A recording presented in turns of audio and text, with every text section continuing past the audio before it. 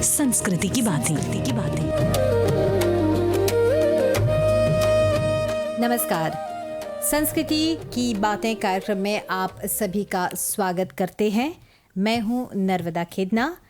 नए साल की शुरुआत अक्सर हम स्वास्थ्य, काम या जीवन शैली के लक्ष्य तय करके ही हम करते हैं, लेकिन एक और महत्वपूर्ण संकल्प है जो अक्सर हम भूल जाते हैं, और वो है अपने जीवन मूल्यों और संस्कारों को मजबूत करना।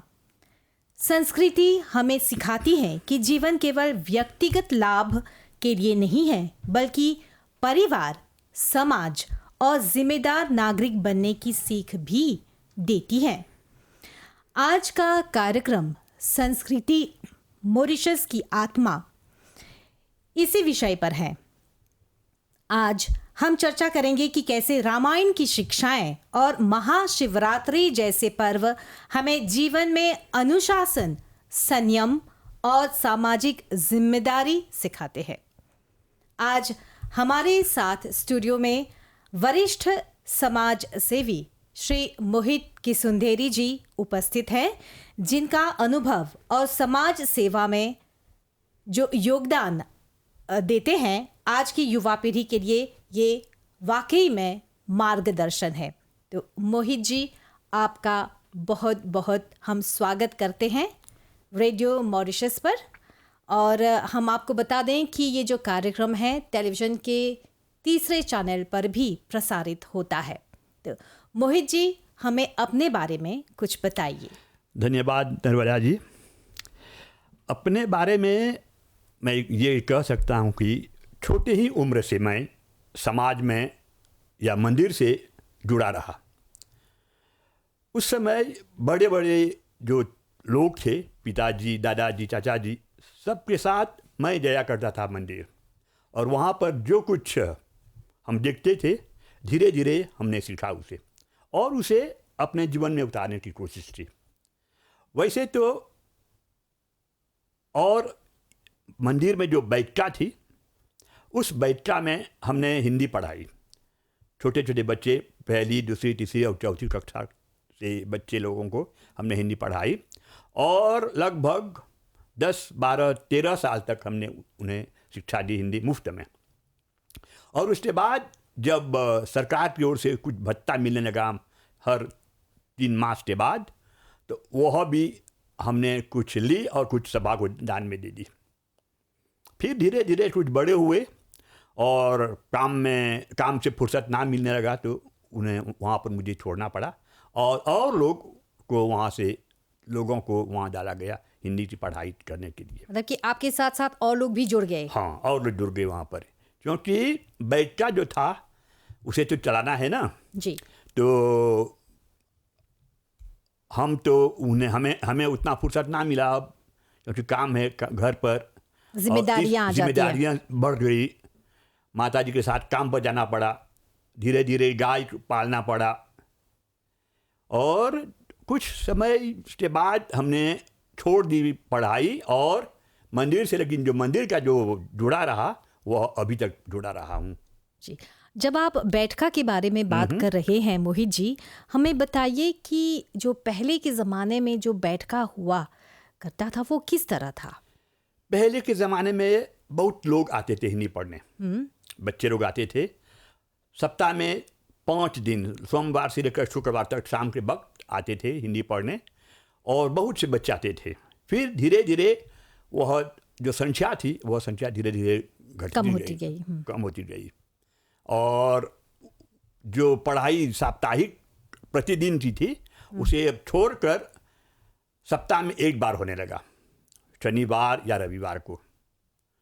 तो हिंदी की पढ़ाई के साथ साथ मुझे सीखने का मौका मिला, हिंदी पढ़ने का मुझे मौका मिला। उत्तम द्वितीय खंड तक मैंने पढ़ाई की, और उसके बाद रामायण से भी जुड़े हुए हैं। रामायण से जुड़ा। हमारे यहाँ एक गुरुजी थे, गुरुजी मातादीन, वे रामायण पाठ करते थे। उनके साथ छोटा सा उम्र से के साथ मैं उन्हें जाने लगा, और धीरे धीरे सीखा। उसके बाद फिर हमारे मंदिर में आने लगे एक और गुरुजी ठाकुर दयाल। उनके साथ रामायण सीखने का मौका मिला मुझे। जी। हमको बताइए मोहित जी कि नए साल में यदि हम अपने जीवन को बेहतर बनाना चाहते हैं तो रामायण हमें क्या दिशा देती है? क्योंकि आप रामायण से जुड़े हुए हैं, रामायण की सीख से जुड़े हुए हैं और काफ़ी लोगों को आप रामायण के बारे में कितनी अच्छी अच्छी सीख देते आ रहे हैं। तो हमें बताइए कि क्या दिशा देती है रामायण हमें? वैसे तो रामायण का जो जुड़ाव है वह बहुत पहले से था। हमारे पूर्वज जब भारत से आए थे उनके साथ रामायण लाए थे और अपने साथ रामायण और हनुमान चालीसा लाए और वही जो धरोहर था उन लोगों के पास छोड़ गए और हम उनसे सीखने लगे थोड़ा थोड़ा। और रामायण का जो सीख है हम बच्चों को देते हैं, क्योंकि राम का जो जीवन है वह साधारण जीवन उन्होंने बिताया है। भले विष्णु भगवान का अवतार लेते हुए वे राम जी थे, भगवान कहलाए, फिर भी साधारण मनुष्य की तरह वे अपने जीवन में जो कार्य करना है उन्होंने की। क्या आप हमें अपने बहुत ही कर्णप्रिय वाणी से एक दोहा हमें सुना सकते हैं अभी? तात स्वर्ग यप वर्ग सुख धरिया तुलाय का अंग तूल न ताहि सकल मिली जो सुख लव सतसंग। अर्थात कहने का मतलब ये है कि जो क्षण भंगुर मात्र में हमें सत्संग से जो लाभ होता है वह लाभ स्वर्ग में नहीं है, बल्कि सत्संग में जब रहेंगे थोड़ा सा समय तो वो लाभ सत्संग स्वर्ग के लाभ से यह सत्संग का लाभ ज़्यादा है, बड़ा है। बहुत बढ़िया। और मोहित जी हमें बताइए, जैसे कि आपने बताया कि बहुत जब पहले का ज़माना था तो बहुत लोग जुड़े रहते थे बैठका के साथ, तो अभी आप सत्संग के बारे में बात कर रहे हैं तो स्वाभाविक है कि अभी बहुत कम लोग हो गए हैं। तो ऐसे में क्या कारण हो सकता है कि कम लोग होते जा रहे हैं? एक तो कारण ये है कि बच्चे लोग, जवान लोग कॉलेज जाते हैं और कॉलेज से जब घर लौटते हैं तो उतना समय ना मिलता है बैठका की ओर जाने का या सभा में आने का। एक प्रथम कारण तो ये है। दूसरा कारण, जो बच्चे जवान होते हैं वे अपने अंग्रेज़ी, फ्रेंच और भाषाओं के साथ जुड़े लगते हैं और हिंदी में कुछ कम होने लगता है जी। इसलिए मेरा विचार है, ये मेरा विचार के अनुसार मैं कह सकता हूँ कि इस कारण वे लोग कम, वो जो संख्या है कम होता जा रहा है। क्या किया जा सकता है, आपके अनुभव को मद्देनज़र रखते हुए क्या किया जा सकता है कि हम उन जितने भी नई पीढ़ियाँ हैं उनको हम थोड़ा सा भी, अंश मात्र भी अगर हम उनको आकर्षित कर लें तो बहुत बड़ी बात है? बहुत सुंदर प्रश्न है नर्मदा जी। ये बात हम देख रहे हैं अब कि गांव-गांव में बच्चे, छोटे बच्चे, खासकर फर्स्ट सेकंड थर्ड में जो बच्चे हैं वे लोग अब बैठका आ रहे हैं और गुरुकुल के शिक्षा के अनुसार वे लोग अपने धर्म को पहचान रहे हैं। ये तो बहुत अच्छी बात है। उदाहरण के तौर पर हमारे ही गांव में गुरुकुल खुला गया है मंदिर के प्रांगण में, और हर शनिवार को वहाँ पर होती है इनकी पढ़ाई, इनकी शिक्षा दी जाती है। और अब देखा गया है कि यही बच्चे और आगे बढ़ रहे हैं धीरे धीरे। और समय क्या है, और जितने लोग हमारे आप में जिनका दिमाग के निवासी हैं, जितने इर्द गिर्द में जितने भी गांव हैं, अगर आप लोग श्री मोहित की सुंदेरी जी को सुन रहे हैं तो आपको बता रहे हैं कि हर शनिवार को मंदिर के प्रांगण में गुरुकुल की शिक्षाएं दी जाती हैं। तो आप समय हमें बता दीजिए। समय जो है वह शनिवार को है और दिन सवेरे दिन में है, उसके साथ और जो बिहान जो रविवार है उस दिन भी होती है कुछ योगा की कक्षाएं और कुछ धार्मिक प्रवचन वगैरह होती है वहाँ पर। जी, मतलब यानी कि ये कहना गलत नहीं होगा मोहित जी कि रामायण केवल धार्मिक ग्रंथ नहीं है, अभी तो ये हमारे दैनिक जीवन के लिए भी व्यावहारिक मार्गदर्शन देती है, और अगर हम इसे समझकर अपने जीवन में लागू करें तो हमारे नए साल के संकल्प मजबूत और स्थायी बन सकते हैं। रामायण सिर्फ पढ़ने से नहीं, बल्कि मेरा कहना ये है कि उनमें जो प्रभु गुण है, जो चित्रण किया गया है उन रामचंद्र जी भरत जी के पर, भाई भाई में जो प्रेम है, माता पिता में जो प्रेम है, गुरु शिष्य में जो प्रेम है, दोस्त में जो प्रेम है, मतलब कि हर एक कैरेक्टर उसमें जो है ना रामचरितमानस में, उसे अपने जीवन उसकी में अगर अपनी अहमियत उतारेंगे है। तो हमें बहुत लाभ होगी। जी इसलिए सिर्फ पढ़ेंगे समझेंगे नहीं, उसे अपने जीवन में नहीं उतारेंगे तो बेकार है। जी ये मेरा अनुभव है। जी, बहुत सही आपने बताया कि रामायण सिर्फ मात्र पढ़ने से, उच्चारण करने से हम धर्म का अनुकरण नहीं कर सकते हैं, बल्कि जीवन में उतारना पड़ता है उसे। थोड़ा में थोड़ा, सब कुछ नहीं उतार सकते तो फिर भी थोड़ा में थोड़ा उन्हें हमें उतारना है अपने जीवन में, जी तब जाकर हमारा जीवन चरितार्थ होगा। जी, जैसे कि मैं आपको, हमारे जितने भी युवा पीढ़ी हमसे जुड़े हुए हैं या फिर माता पिता, दादा दादी, चाचा चाची हमसे जुड़े हुए हैं इस वक्त, हम जानना चाहेंगे आपसे मोहित जी, अगर हमें 2 शब्द आप जो माता पुत्र, पिता पुत्र की जो भूमिका है अभी आज की दुनिया में, उसको किस तरह से हम प्रासंगिक मान सकते हैं? अच्छा, आज के युग में हम देखते हैं कि माता पिता जो है साथ में रहते हैं और बच्चे, छोटे बच्चे स्कूल चले जाते हैं दिन में, और शाम को जब आते हैं तो वो दादा दादी, चाचा चाची, नाना नानी के साथ अपना समय गुजारते हैं। तो वो ही प्रेम जो है धीरे धीरे धीरे बढ़ता जाता है। जो पारिवारिक संबंध है उसे उन बच्चों के द्वारा वो दादा दादी से मिलता है। जी, और यूँ देखें तो दिन में दादा दादी, बूढ़ा बूढ़ी अकेले रहते हैं और शाम के समय कुछ जो समय है वो अपने बच्चों के साथ गुजारते हैं। जी, अभी खास करके जब देख रहे हैं कि अभी आज के ज़माने में हम देख रहे हैं कि हमारी जितने भी युवा पीढ़ी, मैं नहीं कहूँगी बल्कि थोड़ा बहुत जो हैं पथभ्रष्ट हो गए हैं, और ये जो समाज के जो इल्स है ना, जो ड्रग्स वगैरह हो गया है, इस पर पड़ रहे हैं। तो इन बच्चों को आप क्या संदेश देना चाहेंगे कि किस तरह से हमें हमारी संस्कृति से जुड़े रहना चाहिए रामायण के माध्यम से? सत्संग में आएंगे वे लोग तो धीरे धीरे धीरे धीरे, एक बार में तो नहीं छूट पाएगा वे सब, वो जो बुरी आदतें हैं जी, लेकिन धीरे धीरे धीरे धीरे आने से सत्संग में उन लोगों का जो बुरी आदत है वह छूटेगी, ज़रूर छूटेगी जी, क्योंकि सत्संग का जो प्रभाव है उन लोगों पर धीरे धीरे पड़ने लगेगा। तब जाकर वे लोग सोचेंगे कि हम कहाँ पड़े थे और कहाँ अभी है। जी, तो धीरे धीरे उनमें से निकलना पड़ता है उन लोगों को। हाँ, एक बार तो नहीं होगा। नहीं होगा एक बार में। तो हमने अभी रामायण के बारे में काफ़ी, जितने भी चरित्र हैं उनके बारे में हमने देखा कि मॉरिशस की दुनिया में ये सब आज भी उतना ही प्रासंगिक है। तो रामायण एक महत्वपूर्ण संदेश भी देता है, जैसे आत्मसंयम और संतुलन। अभी कुछ ही सप्ताहों बाद हम महाशिवरात्रि पर्व मनाएंगे। तो भगवान श्री रामचंद्र जी का जीवन संयम और मर्यादा का उदाहरण रहा है, और महाशिवरात्रि में व्रत, जागरण और पूजा के अवसर पर आप हमें कैसे बता सकते हैं कि दोनों में एक तरह से संतुलन आ सकता है, मतलब कि प्रेरक है एक दूसरे का? रामायण और महाशिवरात्रि को किस तरह से हम जोड़ सकते हैं? अच्छा, रामायण और महाशिवरात्रि को हम कैसे जोड़ सकेंगे? देखो, रामचंद्र जी शिव जी की पूजा करते हैं, हाँ, और शिव जी रामचंद्र जी की पूजा करते हैं। उनका गुरु रलन, उनका गुरु, हाँ। और दोनों एक दूसरे के पूरक बन जा। हाँ, इस खातिर दोनों का संबंध जो है इसमें आता है। अब शिवरात्रि को ले लेते हैं। शिवरात्रि जब आता है तो कम से कम 22-25 दिन पहले से लोग व्रत धारण करते हैं।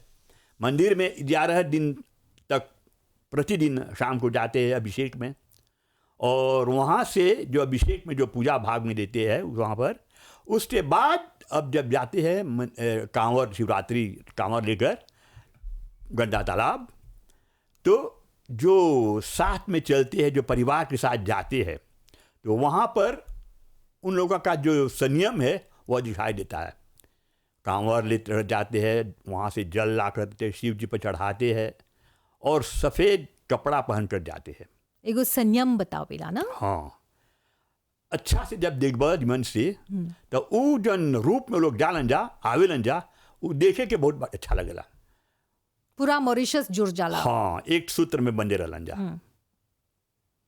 तो महाशिवरात्रि देखते हैं जा कि खाली एगो मतलब कि एगो पर्व नहीं है बल्कि समाज और इस संस्कृति से भी ई जुड़ल है। तो मोहित जी ई पर्व से समाज पर कौन असर पड़ेला, जैसे कि बोला कि पूरा मॉरिशस जाग जाला उ बखत। देखो ई पर्व से हिंदू समाज में एगो जागरण पैदा होला, एक सूत्र में बांधलन जा, क्योंकि कुछ दिन पहले से मंदिर जाल जला, वहाँ पर पूजा पाठ होला और उसके बाद जाते हैं गंगा तालाब और वहाँ से जल लेकर आते हैं। तो जब मंदिर में फिर से आते हैं तो रात भर जागरण किया जाता है शिव जी के बारे में। चार पहर की पूजा चार होला। पहर की पूजा में कीर्तन भजन पूजा पाठ वगैरह होता है। तो वहाँ पर सभी लोग रहते हैं, जागते हैं रात्रि भर, और वो जो जल लाते हैं, पवित्र जल लाते हैं वहाँ से, उस जल को लोग चढ़ाते हैं शिव जी पर। जी, और ये भी है ना मोहित जी कि महीना पहले अभी देखा था जा कि शिवरात्रि ई बार तनी बहुत अगर ये होता ना, तो ऐसे में महीना पहले से जवान लोग कांवर बनाए में जुट जालन जा। हाँ। तो जब कांवर बनाए के जुट जालन जा तो हो जोन यूनिटेवा रहेला, जोन एकता रहेला एकता उ लोग में, लौकेला। हाँ। तो एकर विषय पर हमनी के कौन चीज बोला काहे कि हमनी के जोन जवान बा ई चाहेला ई जरूरी बा कि ये लोग एक मत हुईन जा। अब जब एगो कांवर सिंबॉलिक में बोलत हैं जा, सिंबॉलिक में जब बोलत हैं जा कि सब कोई वो एक मत पर चाहेला पड़े के तब जाके एगो कांवर खड़ा होला। हाँ। तब एकर विषय पर बताइए कि क्यों हमें महाशिवरात्रि का ही इंतजार करना चाहिए, क्यों ये एकता पूरे वर्ष नहीं दिखता है। देखा शिवरात्रि जब आवेला तो एगो अलग तो भाव एगो चलावेला। अलग भाव रहेला उमें, लोग मिलेलन जा, एगो परिवार के यहाँ मिलकर कांवर के बनावल जाल तैयारी होला, और वहाँ पर लगभग 15, 16, 17 दिन तक वो कांवर तो हर लगे कैसे होला। हमने लागे ये कांवर बनेला 10-12 जना मिल के बनावेलन जा कांवर। लेकिन अफसोस की बात ये है कि कांवर कुछ बड़ा बनेला, हाँ जबकि कांवर चला छोटा कंधा पर लेके जाके शिवरात्रि वो एगो दूसर शोभा होकर। और बड़ा जब कांवर बनेबा उमें पहिया डलबा तो पहिया खींचबा ओके तो ओके नहीं सब बोले कांवर है। और एक गल 2-3 बरिस से आगे एगो देखत बहुत हैं जा कि दुर्घटना घटल। हाँ कानून लगल बा हाँ, कि नहीं चाहेला पहिया में चले पहिया के। में, और छोटा कांवर रही तो ओके कंधा पर लेके जइबा शोभेला। परितालाब से अइबा ओके कंधा पर लेके, तो एगो दूसर भाव हो में, हाँ एक तरह से बहुत सुंदर दिखाई देवेला। हाँ एकदम। 12 जना 13 जना अपन अपन कंधा पर कांवर लेके जात हो जा, सुंदर बड़ा दिखाई देवेला। मैम जे गो बड़ा एक गो बनैन जा गांव में माना 2 या 3 गो बनैलन जा, लेकिन ओकर जो जिमोशो है वो निर्धारित हो गल बा हाँ। मंत्रालय की तरफ से कि वो ओकर चाहेला पालन करे न के। ढेर बड़ा न ढेर न ढेर छोटा, छोटा। ओके चाहना ऐसा कांवर बनाए के कि सकबा लेके जाए आ सकबा लेके आवे ओके। जब सीमा में सीमा कोनो में- प्रकार के देखा एगो बात ई भी है कि सीमा पर जब अब जा कांवर लेके तो चाहना सोचे कि दूसर वाहन उनके पाछे में सकेला कोई बीमार हो में, हाँ। सकेला कोनो बच्चा बहुत बीमार हो गया कोई अस्पताल ले जाल जाता, तब जब रास्ता वो जहाँ पर रुक गया रास्ता ब्लॉक ही हो गया बोल चला, तो मन ही मन वो लोग बहुत हर तरह के बात बजन जा। हाँ। देखा कैसे यहाँ पर ब्लॉक हो गया बा, तो यही खातिर मांग है कि छोटा कांवर बनावा भैया, कांवर लेके तू जा और वो कांवर लेके तू आवा, ताकि रास्ता में कोई दुर्घटना या कोई ऐसा मामला ना पड़ी कि तोहरा परी बात के पछताई के।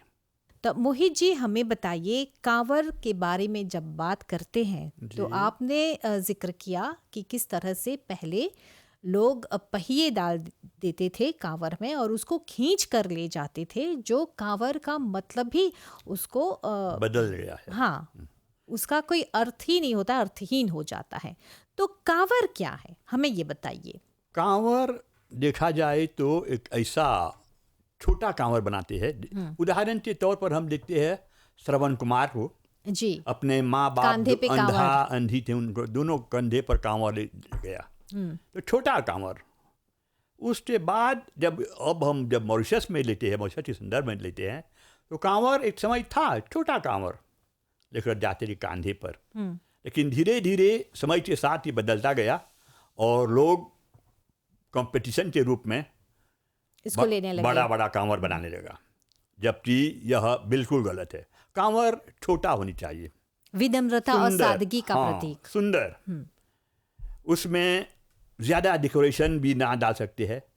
सफ़ेद कपड़ा या सफ़ेद प्लास्टिक में डालते हैं, उसे लेकर कंधे में जाते हैं और आते हैं साधारण तौर से। लेकिन जब वही कांवर बड़ा रहता है तो थक जाते हैं। जहाँ पर मन चाहे वहीं पर बढ़ जाते हैं, जहाँ पर कुछ मिला उसे पी लेते हैं। तो इस एक तरह से ये जो बात है, यह बात बिल्कुल गलत है। कांवर को कहीं भी कैसी हाँ, भी स्थिति पे नहीं रखना चाहिए। नहीं रखना है। पवित्र रूप, पवित्र जल उसमें हम लाते रखते हैं अंदर, और वही जल जहाँ खुशी वहाँ हम रख देते हैं। तो बिल्कुल गलत बात है ये, नर्मदा जी। जी। एक समय था, मुझे अभी याद हो रहा है, जब हम छोटे थे, 20-25 साल के थे, तो हम जाते थे कांवर लेकर परी तालाब। तो जहाँ पर अगर वो कांवर हम रखते थे तो कांवर को उठाने से पहले कपूर जलाकर हम आरती करते थे उस कांवर को, तब वो कांवर कंधे पर लेकर हम आते थे। जबकि अब देखा गया है कि ये बात नहीं होता है। एक तरह से शक्ति मांगते थे धरती माँ हाँ, से धरती ना, माँ से शक्ति मांगते थे कि हे आगे माँ, की यात्रा जो रास्ता है सफल हो। ये बात करते थे। मगर अब देखते हैं चारों तरफ कि जहाँ खुशी वहाँ कांवर को कोने में रख देते हैं, दुकान के बरंडे में बैठ जाते हैं और फिर से उठकर ले जाते हैं। तो ये सब आप बात क्या संदेश बिल्कुल देना गलत। चाहेंगे? नहीं, संदेश ये है नर्मदा जी कि कम से कम ये 2 दिन, 3 दिन या 4 दिन के जो संयम के साथ और संकल्प लेते हैं ना। संकल्प लेते हैं। मंदिर में जाकर वो रक्षासूत्र बंधाते हैं, संकल्प लेते हैं कि हमें, हे प्रभु, हम जा रहे हैं परितालाब गंगा माँ की पूजा करने, वहाँ हमें आना है, तो अच्छी तरह से हम आ सकेंगे। मगर क्या देखा जाता है, अक्सर ये जो बात हम संकल्प लेते हैं उस पर बिल्कुल अमल नहीं करते। क्योंकि संकल्प का पालन करना बहुत ही ज़रूरी बात है। हाँ, भला। जी। और साथ ही ये भी देखा गया है कि पहले तो बहुत कम सेवाएं होती थी। आज हमारे जो जितने भी मॉरिशन लोग हैं, वो चाहे हिंदू धर्म के हो या फिर दूसरे धर्म के हो, लेकिन फिर भी वे सभी लोग यात्रियों की सेवा के लिए तत्पर रहते हैं। जगह जगह पे हम देखते हैं खान पान की व्यवस्था की जाती है। और कितने सिर्फ पदयात्रियों के लिए नहीं, जो लोग वाहन से जा रहे हैं, गाड़ियों में जा रहे हैं, तो उनके लिए भी सेवा सत्कार का प्रबंध होता है। तो आप हमें ये बताइए कि जो हमारे पदयात्री है, क्या ये उचित है कि वे खान पान कहीं भी किसी भी हाल में जैसे भी हो ले सकते हैं? आपका क्या विचार है इस पर? मेरा ये अनुभव है, मेरा विचार मैं अपना प्रकट कर रहा हूँ कि मेरे अनुसार, मेरा अनुभव के अनुसार, भोजन खाना जहाँ तहाँ ठीक है, कोई बात नहीं है।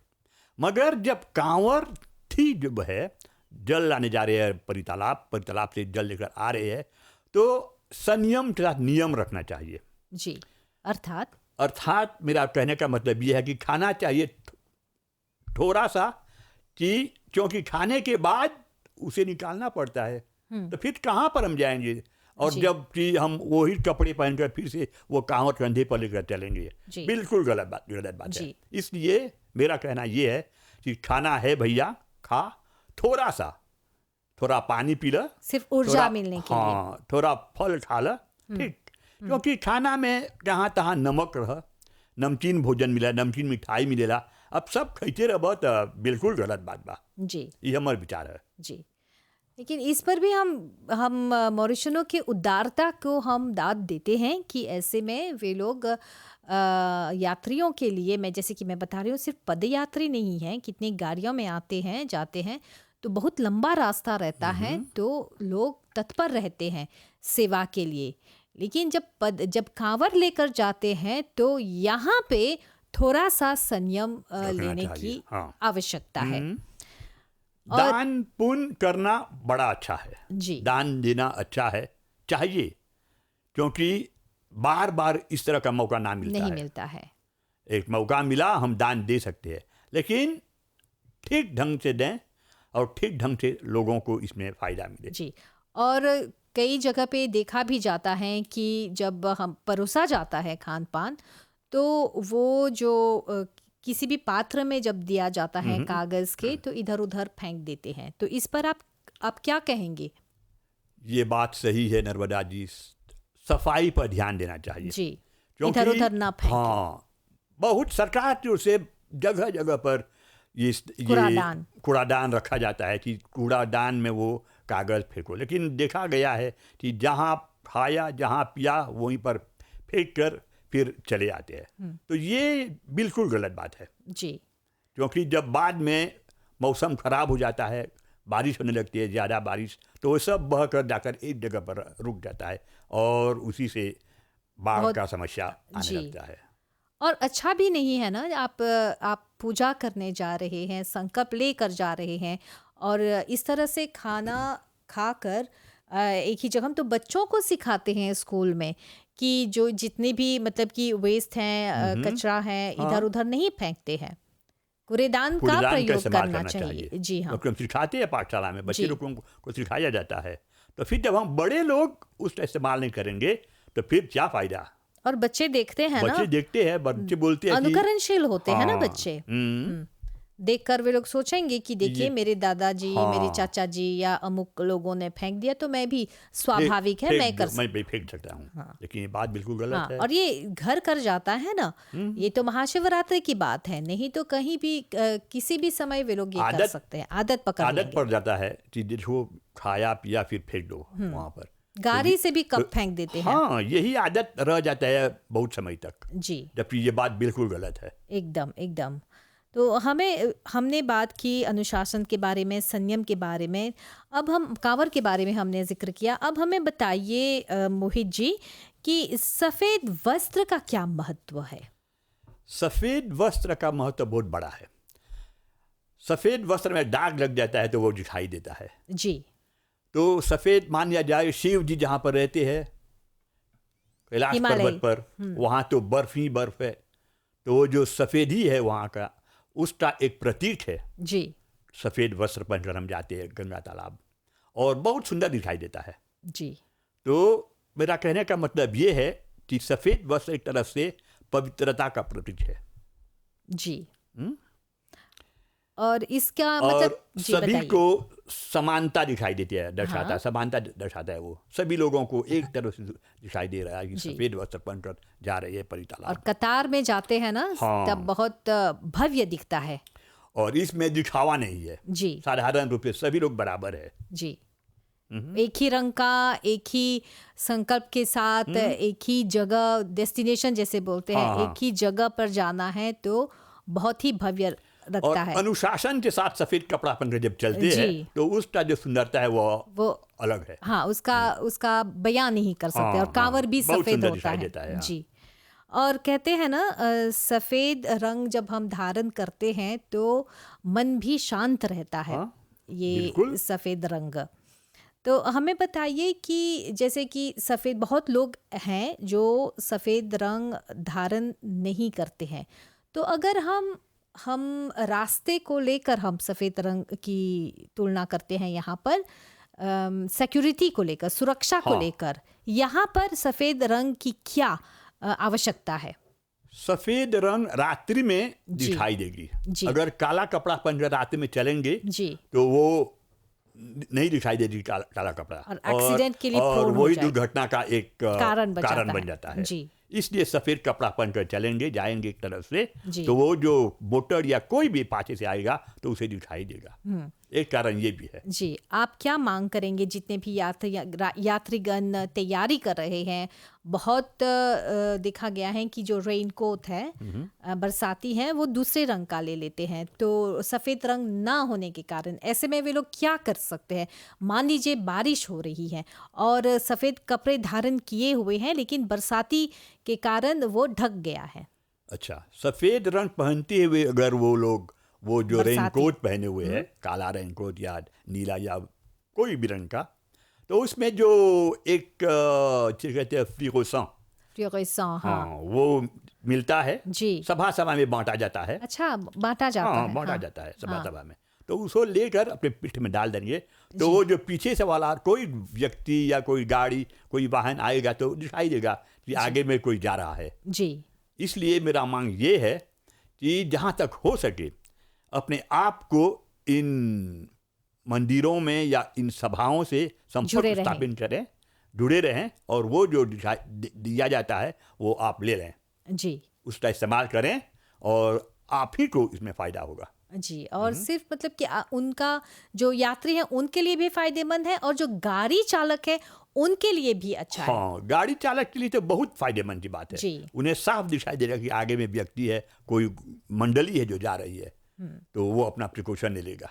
और रास्ते में चलते वक्त ग्रुप बनाते हैं कोई कोई, इस पर आप क्या बताएंगे हमारे यात्रियों को जो अभी तैयारी में हैं, उनको क्या आप संदेश देना चाहेंगे? मेरा मांग यह है कि आप भाई बहन बूढ़े लोग जितने लोग जाएंगे परी तालाब, ग्रुप बनाकर चलो, 2 के बाद 2 3 लोग ऐसे चलो कतार से।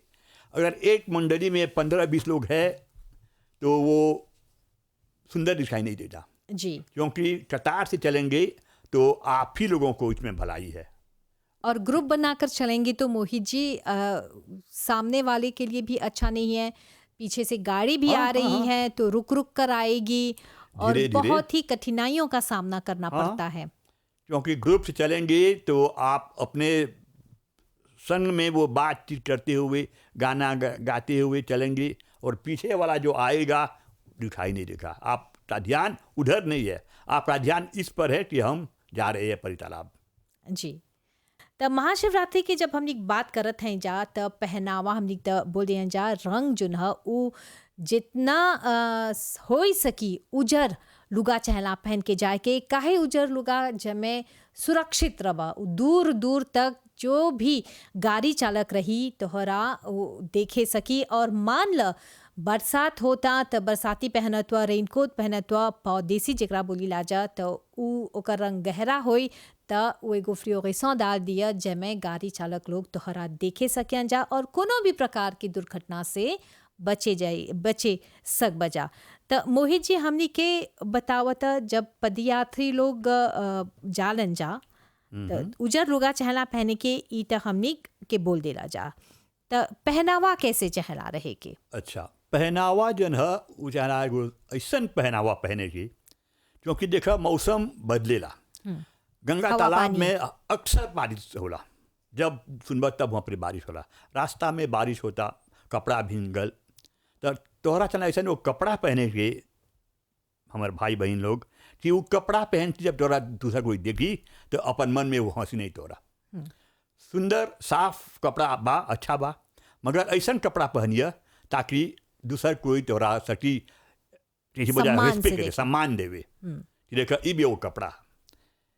क्योंकि अक्सर देखा गल बा कपड़ा भीज गल बा और वो शरीर में वो चिपक गल बा। हाँ। तो उसे बहुत नहीं था, और उन लोग के तनिक भी भी नहीं मतलब अच्छा कि है। उतना वो सुविधाजनक नहीं है चले हाँ। के। अब चलब ओके हर घड़ी से रहीब, हेने देर से करब, होने से रहीब, तोर मन जन बा उ शिवमय, बल्कि शिव से निकल कर तोहर शरीर पर तोहर कपड़ा हटावे में ध्यान तोहर कपड़ा हुआ चल ध्यान बा। उधर चल जाला। और एगो दूसर बात है, आजकल हम देखे देखते हैं जा कि टेक्नोलॉजी में चलत हैं जा, हर कोई लगे एगो मोबाइल बा, मोबाइल से जुड़ल रहेला जा। तब देखिला जा बहुत देखिला जा कि हमनी के पदयात्री लोग जब चले लन जा हाथ में मोबाइल रहेला, कबो कबो ई सुर में रहेला जा कि टेलीफोन में बतियात हन सा, मोबाइल में बतियात हन सा और ई ध्यान नहीं देवत हन जा सीमा में। त ई पर हमनी के कौन ची बताइबा, हमनी के श्रोता लोग के कौन ची बोलबा? देखा मोबाइल चाहेला साथ में तो ले ले वो अपन मोबाइल, तो ओकर इस्तेमाल करे के बखत है। हर घड़ी ने सब मोबाइल के इस्तेमाल करे, रास्ता पर चलत हुआ तो ध्यान मोबाइल पर बा, और रास्ता पर चलते चलते ध्यान जब मोबाइल पर बा तो नहीं जाता कहाँ पर गड्ढा बा या कहाँ पर ही पानी जमा हो बा, या ऐसे कि सामने से कोनो गाड़ी आवता या अपन संगतिया से धक्का मार देब, तो खातिर मोबाइल पर बात करे के चाहेला। हाँ, ओकर समय है, हर घड़ी नहीं। और मोबाइल जो है अपन जेब में डाल दली मन से, वो भी चाहला ओकर बखत पर निकाले के ओकर बखत पर इस्तेमाल करे। खाली संपर्क परिवार के से संपर्क स्थापित करब तो परिवार के सुने सब। और यही जब हमने अभी मोबाइल के बारे में बतियात हुआ, तो मोबाइल रहित जो यात्रा रहल, जब आगे के बारे में हमने बतियात हैं जा, और अभी मोबाइल सहित कौन डिफरेंस बा रहित और सहित? देख, रहित आगे के समय में मोबाइल नहीं रहल, सब कोई जात रहल परितालाब से अपन जल आन चल मंदिर में ओके चढ़ावत रहलन जा शिव जी पर, आपस में बातचीत आपस में होता, बात भजन करत जा, कीर्तन। भजन कीर्तन। मगर अब के समय में जब मोबाइल चलाल बा तो मोबाइल के साथ साथ वो भुला जाता कि ओके गंगा के जल लेकर जाके शिव जी पर चढ़ावे के बा, ओकर ध्यान कहाँ बा तो वो मोबाइल पर बा। ई खातिर हमार मांग ई है भैया बहना कि मोबाइल तू लेबा तो अच्छा बा, मगर ओकर सही इस्तेमाल करिया। हाँ, और देखा ना मोहित जी, जैसे बतियात हैं जा, देखल गल बा कि जब मोबाइल में रहेलन जा, हमने देखा है जा 4-5 बरिस से देखत हैं जा कि जब मोबाइल में रहेलन जा तब वो लोग एकल हो जालन जा, ग्रुप में जालन जा, टोली में जालन जा, मगर टोली में भी अलग हो जालन जा, अपन अपन मोबाइल संगे रहेलन जा। तो उ भाव तोहरा लगेला कि उ भाव महाशिवरात्रि के उ ऐसन में उत्पन्न हो पेला? नहीं, ऐसन में वो भाव नहीं उत्पन्न होला। काहे कि तोहर ध्यान जन बा अलग हो गल बा। तोहर ध्यान चाहला भगवान पर ज्यादा टिकल रहे के, जबकि तोहर ध्यान अभी मोबाइल पर टिकल बा। तो तोहर जन भक्ति करे जात हुआ वहाँ पर वो ओकर फल तोरा ना मिली। ई खातिर बेहतर बा कि तू मोबाइल अपन जेब में रख ल और ध्यान डाल शिव जी पर, भगवान पर ध्यान डाल कि हे भगवान हम वहाँ जात हैं, हमारी यात्रा तू सफल बनावा। और आज के हमने के युवा पीढ़ी खातिर जो तोहर कौन विचार बा और ये सबसे महत्वपूर्ण सीख आप कौन ची देबा? हमने प्रोग्राम के अंत तक पहुंची जाते हैं जा। अच्छा, ये बात बहुत सरल है कि युवा पीढ़ी जो है और बुजुर्ग लोगों के साथ में जो संपर्क वो आज के समय में नहीं है उतना। देखा उदाहरण दिला तो हम रामायण के समय में जब सीता माँ के खोज हो लगल, समुद्र के किनारे गलन जा, हनुमान जी के बारे में जब बोलल गल तो वहाँ पर सबसे वृद्ध जो जामवंत रहलन, हाँ, उनकर विचार सब कोई मनलक उस समय में। एगो वृद्ध जो जामवंत रहलन उनकर विचार सब कोई मनलक और वही साकार होल। वही साकार होल, जबकि अनेक युवा लोग वहाँ रहलन जा। हमारे बोले के मतलब ये नहीं बात कि युवा से हमें के हानि है, नहीं, युवा से लाभ भी है, मगर चना सोचे कि कौन समय पर कौन तरीका से अपनाई थे लोग के। बहुत बहुत धन्यवाद। आज हमारे साथ श्री मोहित किसुंदेरी जी थे संस्कृति की बातें कार्यक्रम में, और इन्होंने अपने अनुभव को लेकर कितने भी हमको नई सीख दिए, हमारे जो युवा हैं उनको पथ दिखाया उन्होंने। तो इस साल, तो चलिए इस साल में हम संकल्प लें कि हम अपने जीवन में रामायण की शिक्षाओं को अपनाएंगे, महाशिवरात्रि से प्रेरित अनुशासन और सादगी बनाए रखेंगे और समाज व परिवार में सहयोग और सेवा की भावना को आगे बढ़ाएंगे।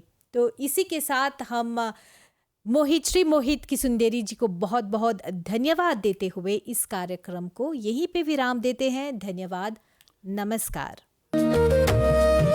संस्कृति की बातें।